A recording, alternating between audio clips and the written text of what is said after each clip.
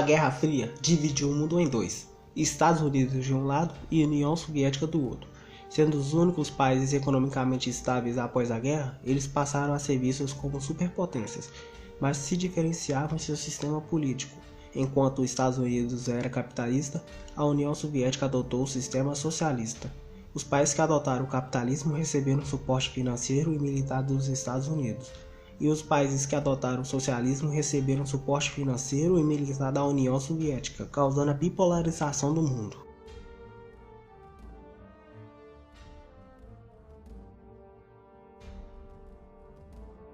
A corrida armamentista foi um processo no qual a União Soviética e os Estados Unidos se armavam durante a Guerra Fria com o intuito de se proteger do inimigo. Durante este processo, os dois países vendiam armas e outros suprimentos para países aliados ao mesmo bloco político. Quando um país lançava uma nova tecnologia, o outro procurava criar uma tecnologia melhor, sendo assim o início desse ciclo vicioso.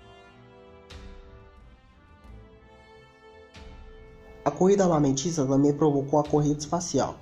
Essa corrida deu início em 4 de outubro de 1957, com o lançamento do primeiro satélite artificial do planeta, realizado pelos soviéticos, com o nome de Sputnik, que vem em português significa viajante. De fato, os Estados Unidos ficou bem preocupado e lançaram um satélite em 31 de janeiro do ano seguinte, chamado Explorer 1, e em julho criou a NASA, uma agência federal dedicada à exploração espacial. E em 1961, o presidente Kennedy anunciou que levaria o homem à Lua, criando o projeto Apollo. Ao longo da época foram realizadas várias expedições, até o lançamento da nave Apollo 11 à Lua, em 16 de julho de 1969, chegando à Lua no dia 20 deste mês.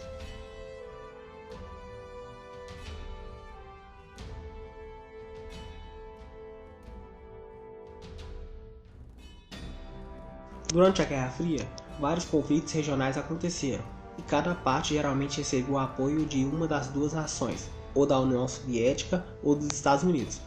Os mais conhecidos foram a Guerra da Coreia, Guerra do Vietnã e a Guerra do Afeganistão. Em 1949, Estados Unidos, Canadá e países da Europa capitalistas criaram a OTAN, Organização do Tratado do Atlântico do Norte, uma aliança militar com o objetivo de proteção internacional. A URSS, em resposta, juntou-se com seus aliados e criou o Pacto de Varsóvia, unindo forças à Europa Oriental.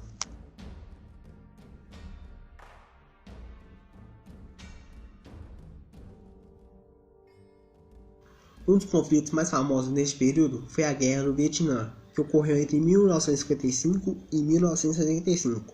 Sob o domínio francês, no qual durava 30 anos, o Vietnã vivia um processo de crescimento e organização de movimentos de resistência à dominação estrangeira.